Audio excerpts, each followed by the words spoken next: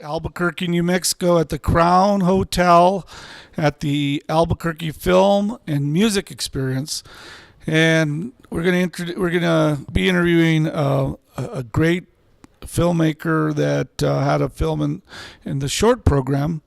But before we do that, we're gonna play a quick little trailer for the festival.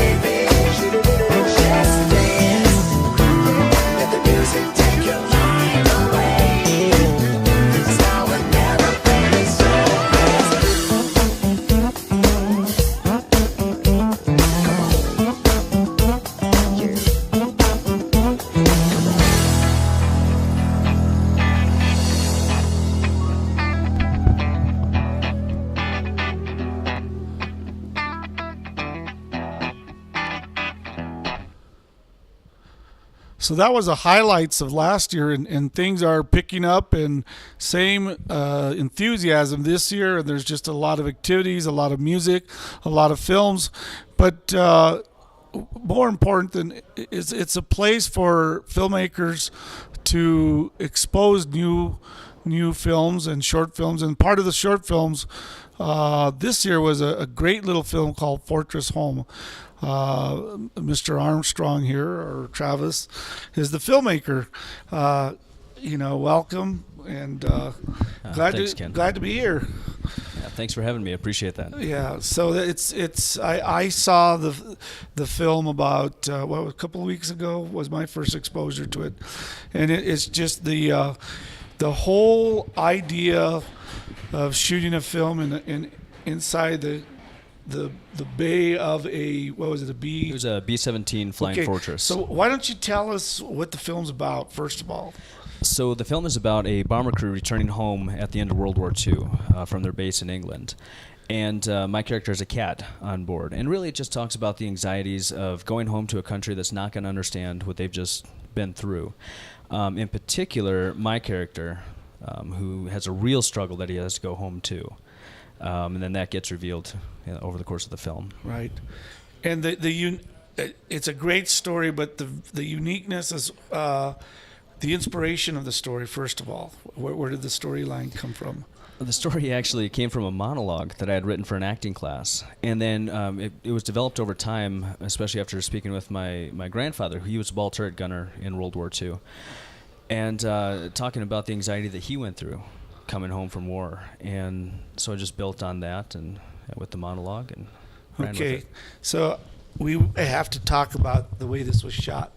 So you have this idea that takes place. So it would have been very easy to kind of replicate the inside, but you went way beyond that. Tell us how this film was shot. That's what's so unique about this film. Yeah, we actually filmed while we were on board the B-17 as it was flying. We got an invitation that the opportunity was too great to turn down. So we flew out to Florida and actually flew in this bomber across the Gulf of Mexico at about 1,500 feet above sea level. And the experience was incredibly loud as well. So everything that we had to do, all the dialogue that we had recorded in flight then had to be re-recorded in ADR sessions later on in the studio because our voices were completely drowned out by the engines. Yeah, and you also directed it. I did, yes. So you acted and you directed, and you had the complications of being where you could barely hear the other actors.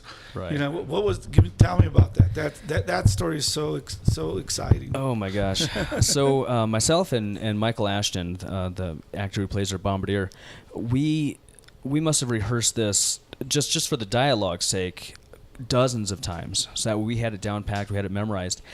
And it was such that while we were on board the aircraft, because we couldn't hear the dialogue, I mean, we were staring at each other's faces. We were watching, lip reading, and trying to figure out where our lines were. So, yeah, that was an interesting, sometimes frustrating process. But I think we pulled it off fairly well. And you only had a certain time to get this done because Right. it's the length of the flight. Right. Originally, I had talked to the owners of the aircraft because they were touring the country, and we knew they were going to be in Albuquerque at some point in time. And I talked to them about possibly filming while they were on the ground. That was the original idea. However, it would have cost me over $10,000 an hour just for them to keep the public away because they are flying these aircraft. They're selling flights on them. And they offered us this flight and the time while they were en route, starting their tour to actually get this film completed. So we had approximately 3.5 hours to film all dialogue, and that was the flight time from New Smyrna Beach, Florida, all the way to Pensacola. Have they seen the film? The Collings Foundation, The pilots. we've shown it to a couple of them now. Yes. And what do they think? They were actually Amazed? they were amazed at the fact that we were able to replicate a World War II compartment. We were able to put our own props in there and make it look like they were really coming back from the war. And we filled the plane up with duffel bags and all the equipment they'd be flying back with. So did you take those with you from New Mexico, or did you pick them up somewhere? Oh no, we did. We had to pack all that from New Mexico. So I had a crate that I had to check in as cargo on board the flight to Florida. Wow, that's So now. What was the budget for your project? May I ask? the budget, yeah, absolutely. The budget was originally $8,500. We did it all on $5,300. Wow. So because we weren't able to secure the full $8,500, Right. But we made it happen. So. And when I watched it, the audience response was so positive. I got to ask, Right. the cat. Did you take the cat with you? Or? No. The cat didn't do any flying. What we did, we had an animal humane representative here in Albuquerque. So when the planes finally landed at Albuquerque, we started filming in February. Right. And the planes came to Albuquerque in April. So we Right. had a few months in between. And we had to schedule it so that we did the filming before the tour started in the mornings. So we had to be out there like right at the break of day. And then we also did some filming in the evening after they shut down tours for the day. So, but everything we did with the cat was actually while the plane was on the ground here in Albuquerque. And so I was also impressed that you had all the footage in it. There's no stock footage. No. Even the other planes flying side by side were filmed while you were flying. That's correct. Yes. For those shots, we actually had to drive to Amarillo. We took off at about 4:15 in the morning from Albuquerque, drove to Amarillo, and then hopped on the planes to fly back. And they flew in formation. They flew a B-25 right alongside the B-17, and we got all our air-to-air shots on that flight. Did anybody shoot behind the scene footage of the making of? Oh my gosh, I wish we would have. I took as many pictures as I could with my camera. Our executive producer, he tried to take some shots as well. Right. So and all those are on our Facebook page. So you're like our last interview, where you're the actor and then you're a director. What's your passion? Is it acting or directing? It's acting. Acting. For sure. Yeah, Right. the best advice I didn't take was don't direct yourself. Right. So So, is this the first film festival you've entered, or this is my first film festival. right? And so, do you plan to go around and show it at other festivals, or what's your plans? I do plan for the next, I believe it's 18 months that we can show a short film, so I do intend on submitting to as many film festivals as we can Okay. over the next 18 months. And what's next on the agenda? Whoever picks us up at this Okay. point, I'm No. not sure. So, are you looking to expand this into a feature? Are you looking for other work? Is this a calling card for your acting? Is it a calling card for your producing, directing? You know, it was kind of a calling card for the acting. The auditions were slow for a while here a couple years back, and that's part of the reason why I wrote this. They always say you should be writing your own material, and that was part of the inspiration behind that, or the motivation rather. But yeah, I'm hoping there's a series coming up called The Mighty Eighth, and I'm really hoping to kind of pitch that their direction. Oh, Maybe that's towards great. the end of that series, That's maybe great. that's something they could add in. Mm-hmm. But, Well, I wish you the best, and it's a great film. Thank you. I just really enjoyed watching it, and was when you did the post film presentation, and you mentioned that it was actual. Let's cover real quickly. Since you had to re-record everything you did, there was an audio dialogue replacement there. right. How was that? That's a new experience for an actor. That was frustrating because we had a scratch track. We actually wore throat microphones, so we had a little bit of a scratch track where you could kind of hear what we were saying, but not always. So, and it took us almost 3 months to get all the ADR recorded. So to have to go back and watch ourselves on film and try to listen to that scratch track, it was so frustrating. And match the Right, and the try to dialogue match it up. and the acting part of it. Right. So again, it's well done. Thank I you. wanted to talk a little bit. You secured music rights from some major labels or Right. major artists or Right. major composers. Talk a little bit about that process. Okay, so I had to go and figure out, first of all, who owned the music. And it was through Music Corporation in LA, and then had to request permission. Of course, they want to know how much of the song that you're going to use per second, because they actually charge you per second that you're going to be using. Mm-hmm. And we decided to go with the entire song. We opened with the song at the beginning, and I believe it's 40 seconds that we use in the beginning. Then we use the rest of the song towards the end of the film. And name of the song. And the name of the song is it's by Peggy Lee and Benny Goodman, and it's We'll Meet Again. We'll meet again. Yeah. It's great. So There's some. I'll let people see the film. I don't want to reveal things, but I do want to.